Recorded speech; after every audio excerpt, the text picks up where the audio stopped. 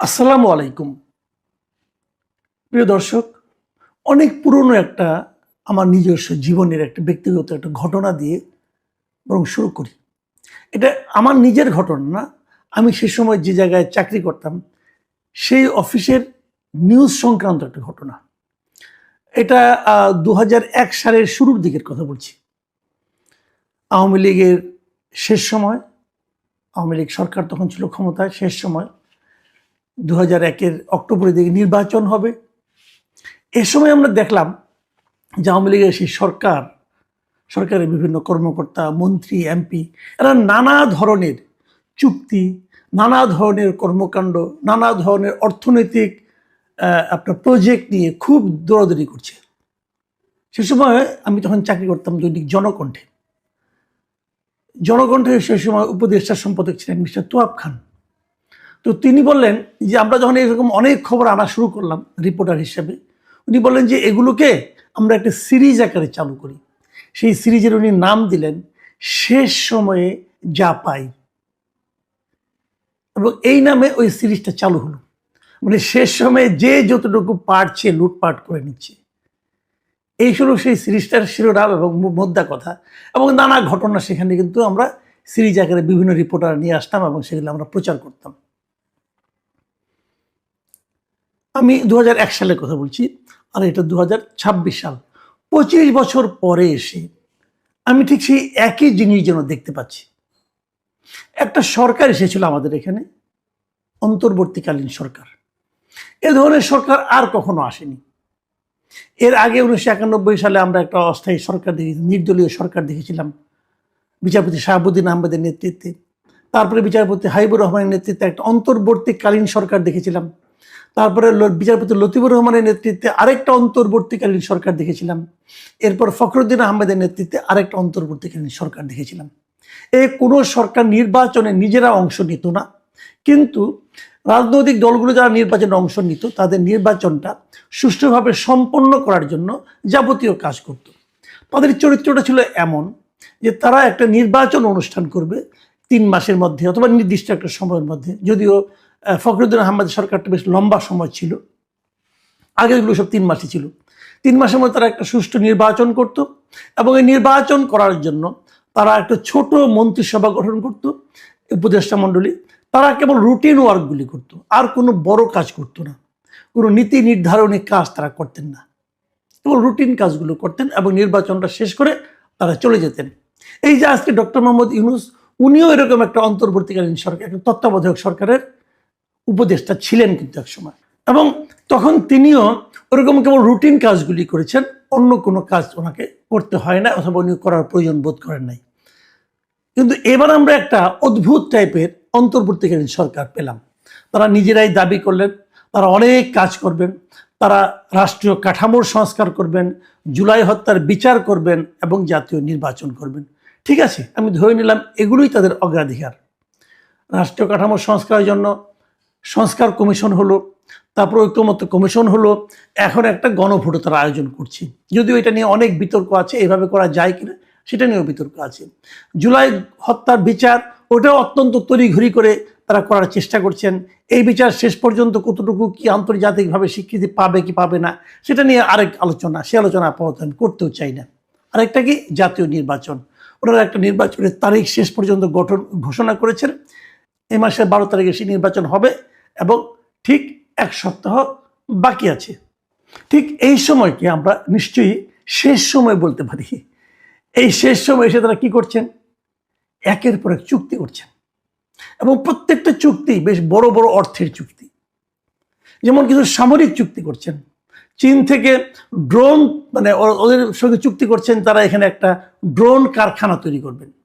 বিশাল involvement, এখানে কিন্তু অর্থনৈতিক ইনভলভমেন্ট আছে। পাকিস্তান থেকে JF-17 থান্ডার যুদ্ধ বিমান তারা কিনবেন। চীন থেকে JS-10C যুদ্ধ বিমান কিনবেন। ইউরোপীয় কনসোর্টিয়াম থেকে ইউরোফাইটার টাইফুন যুদ্ধ বিমান কিনবেন। দক্ষিণ কোরিয়া থেকে সাবমেরিন কিনবেন। তুরস্ক থেকে T-129 অ্যাটাক হেলিকপ্টার কিনবেন। যুক্তরাষ্ট্র থেকে ব্ল্যাক হক মাল্টি রোল হেলিকপ্টার কিনবেন, এবং 50 কোটি টাকায় যুদ্ধজাহাজ যে খালিদ বিন ওয়ালিদ যেটা আছে তার সক্ষমতা বাড়ানোর কাজ করবেন। মানে আর্মি, নেভি এবং এয়ারফোর্স এই সবগুলির জন্য বিপুল অঙ্কের কেনাকাটা করছেন। একটা কথা মাথায় রাখবেন, এই যে সামরিক কেনাকাটা আছে না, এগুলো কোনো অডিট হয় না, এগুলো নিয়ে কেউ কোনো প্রশ্নও করতে পারে না।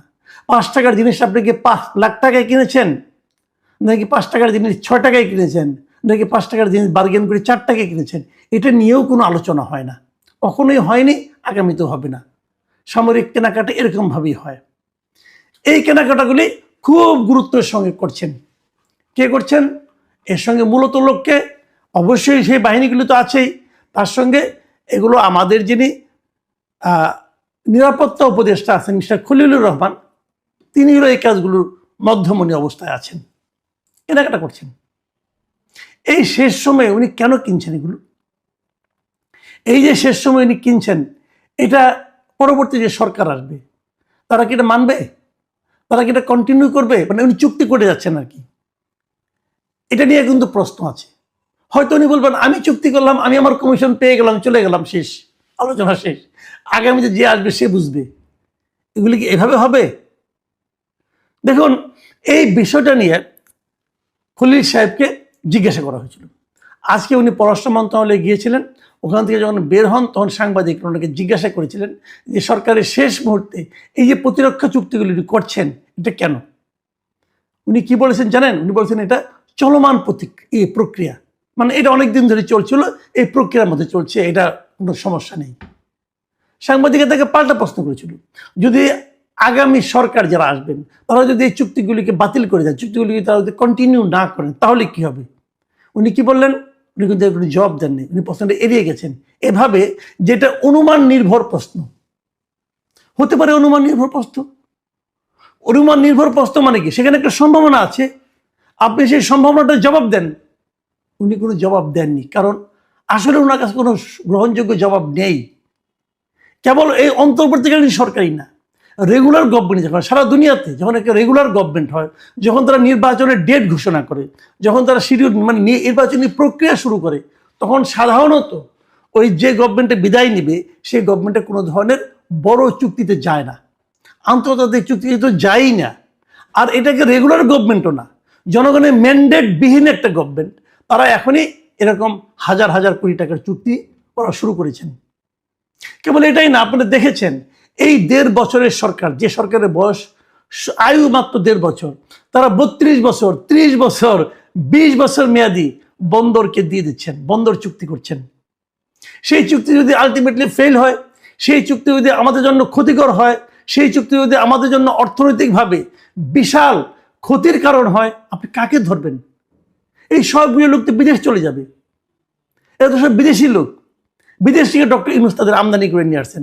যদিও খলিলুর রহমান সাহেব বলেছেন, দাবি করেছেন উনি নাকি আমেরিকার নাগরিক না। যদি নাগরিক না হন, আসলে এটা নাগরিক হওয়া না হওয়া কিন্তু বড় ব্যাপার না, বড় ব্যাপার হলো উনি আমেরিকায় যে বৈধভাবে থাকতে পারবেন কিনা। উনি যদি না থাকতে পারেন তাহলে গত 2 দশকের বেশি সময় উনি আমেরিকায় ছিলেন কিভাবে? উনি যদি টোটালি আমেরিকা থেকে থাকার ওনার কোনো উপযুক্ততা না থাকে তাহলে কিভাবে ছিলেন ভাই?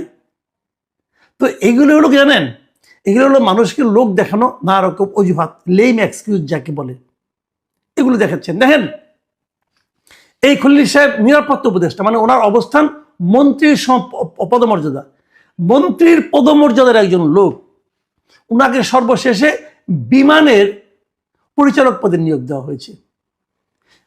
মানে বেসরকারি যে এভিয়েশন, সিভিল এভিয়েশন যে আছে, মিনিস্ট্রি আছে, সেই মিনিস্ট্রির একটা অঙ্গ প্রতিষ্ঠান হচ্ছে বাংলাদেশ বিমান, এবং সেই বিমানের যে পরিচালনা বোর্ড আছে সেই বোর্ডের উনি হয়েছেন মেম্বার, অথচ উনি একজন মন্ত্রী। কেন? ওখানে কি মজা ভাই? মজা হলো বিমান কিনতে হবে, বিমান কেনা নানা রকম প্রক্রিয়া এখন চলছে, এবং সেই প্রক্রিয়াগুলির সঙ্গে ওনার থাকা লাগবে। মানে মানুষের তো নির্লজ্জতার একটা সীমা আছে না, চক্ষুলজ্জা বলতে একটা বিষয় আছে, আমরা বুঝি না আমাদের এনারা কি করেন। ওনাকে এই প্রশ্নটা করা হয়েছিল যে আপনি এই একজন নিরাপত্তা উপদেষ্টা বিমানের পরিচালনা পর্ষদে কেন যুক্ত হলেন? এটা কি পৃথিবীর অন্য কোনো দেশে এরকম আছে? উনি জবাব দিলেন কি জানেন? শুনেন, ওনার জবাব হলো দুনিয়ার সব দেশে বিমান নাই। মানে এই জবাবটা আমার কাছে অসাধারণ লেগেছে। আসলেই দুনিয়ার সব দেশে বিমান নাই, কারণ দুনিয়ার সব দেশে যে সমস্ত এয়ারলাইন্স আছে এক একটা তো এক এক নাম। কোনোটা সাউদিয়া, কোনোটার নাম হলো অ্যারোফ্লোট, অথবা কোনোটার নাম হলো সিঙ্গাপুর এয়ারলাইন্স। এক একটা এক এক নাম। বিমান নামে কোনো এয়ারলাইন্স থাকার কোনো কারণও নাই। এয়ার ইন্ডিয়া আছে ইন্ডিয়াতে, তো বিমান নামে তো মানে আপনার এয়ারলাইন্স থাকার কথাও না। কিন্তু উনি কিন্তু ওই অর্থে বলছেন বলে আমার কাছে মনে হয় না। আমার কাছে মনে হয় যে বিমানে যে লুটপাট করা যায় এরকম পৃথিবীর আর কোনো দেশের এয়ারলাইন্সে করা যায় না। কাজে এখানে ওনাকে দরকার। সব দেশে, দুনিয়ার সব দেশে বিমান নাই। কি অসাধারণ উত্তর!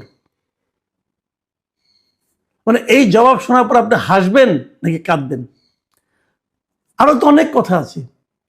দুনিয়ার কোনো দেশ, সব দেশে খলিলুর রহমান নাই, দুনিয়ার সব দেশে ডক্টর ইউনুস নাই, দুনিয়ার সব দেশে আপনার শেখ বশিরউদ্দিন নাই।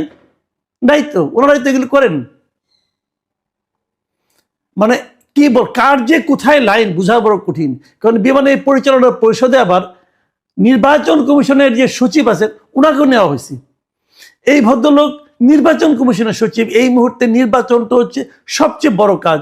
ওইখান থেকে এনে তাকে আবার এটার পরিচালনা পরিষদের মেম্বার করতে হবে কেন? খুঁজে দেখেন, সব রসুনের একটা তো গোড়া থাকে, গোড়াটা খোঁজা কিন্তু খুব একটা কঠিন না।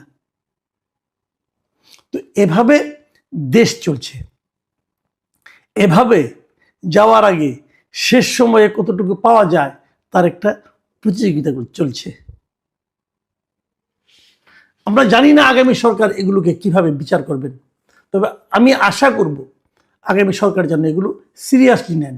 এবং সেই সঙ্গে এটাও আশা করব, ঢাকা উত্তর সিটি কর্পোরেশনের মেয়রের ক্ষেত্রে যা হয়েছে, উনি কিন্তু মেয়র, ওনাকে নিয়োগ দেওয়ার জন্য ওই সময়ের যে লোকাল গভর্নমেন্ট মন্ত্রী উপদেষ্টা ছিলেন আসিফ মাহমুদ সজীব নিজে চিঠি লিখেছেন যে ওনাকে আমি চিনি, উনি খুব ভালো, সার্টিফিকেট, ওনাকে মেয়র নিযুক্ত করা হোক। ওনাকে মেয়র নিযুক্ত করা হয়েছে এবং উনি এত দুর্নীতি করেছেন, দুদক এখন ওনাকে বলেছে যে তুমি দেশ ত্যাগ করতে পারবা না। আমি মনে করি এই যারা উপদেষ্টা পদমর্যাদা আছে, যত লোক আছে উপদেষ্টা, এই সবারই দেশ ত্যাগ করার একটা নিষেধাজ্ঞা আসা উচিত। প্রিয় দর্শক, এখন এই পর্যন্তই। আল্লাহ হাফিজ।